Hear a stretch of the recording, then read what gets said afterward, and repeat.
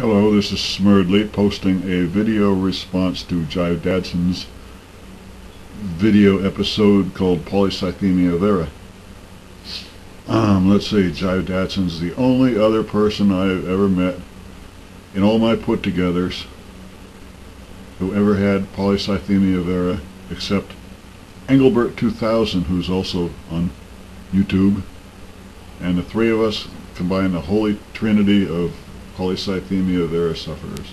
Actually, I read about 1 in 5 million people get Polycythemia vera, which makes us very unique. And I wanted to talk about the symptoms I had, and I've read, after I was diagnosed, I read that a person, median life expectancy after the onset of the first symptoms, if not diagnosed and treated, is about 18 months, and I lived about 2.5 years since I first started getting those prickly heat waves under my back. Every time I'd go out walking, I have to walk everywhere because I don't have a car, and I'd go walking, and all of a sudden my back would feel like, you know when you take niacin tablets and they flush your whole system, make your whole face turn red, and you're all hot and prickly all over, and your nose drips with excess liquid, and it lasts about 5 minutes.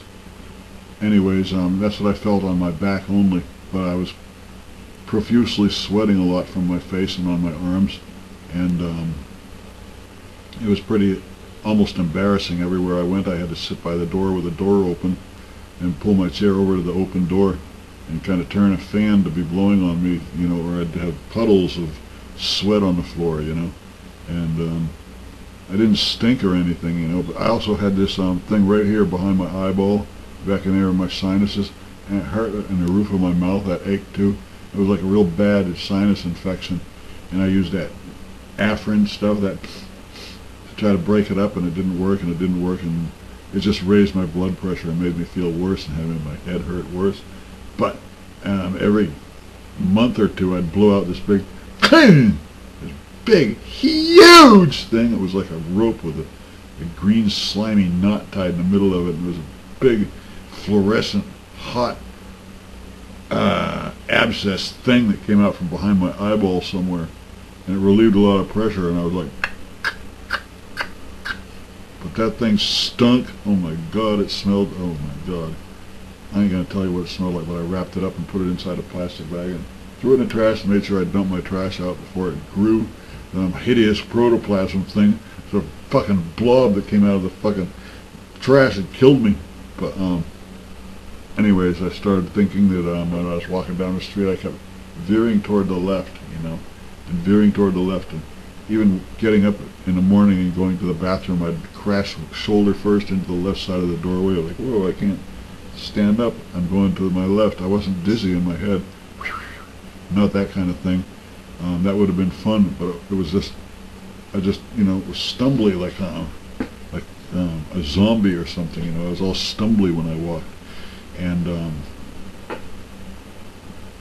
I don't know, kind of like some guy playing drunk in a movie or something, and I started getting tired every block or so, and every half block I'd have to rest, and the pain in my head hurt, and every time I rode the city bus, even with the shock absorbers, every little vibration was like, oh, in my head, like I had to hold my head up like that. It wasn't migraines though, it was like that, and the stumbliness and the tiredness and having to rest, and my feet would not cooperate with me. I'd be walking down a smooth sidewalk, and all of a sudden it'd be like traffic bumps, it would make my foot drag because I wasn't picking my feet up. My feet weren't obeying me, and I thought, and my sensation was that my head was just floating along about 6 feet off the ground, and I thought, how am I able to walk? I don't know what I'm doing. I'm forgetting how to walk. Because I'd stop in mid-step, and I thought maybe I have Parkinson's.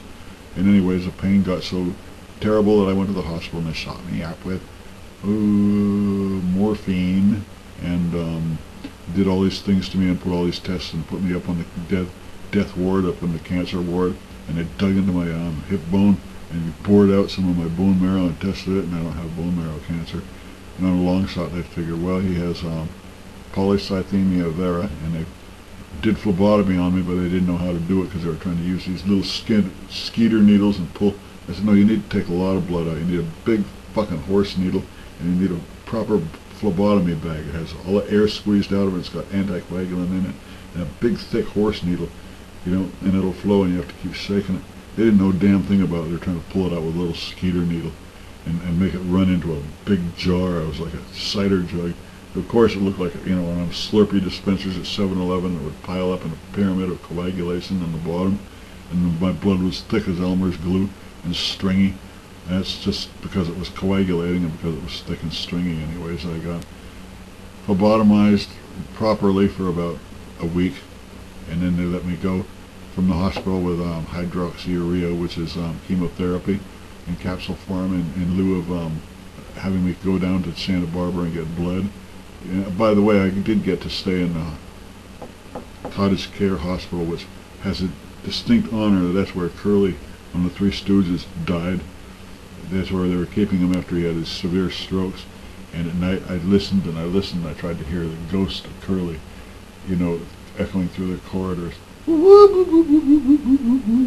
I listened for it.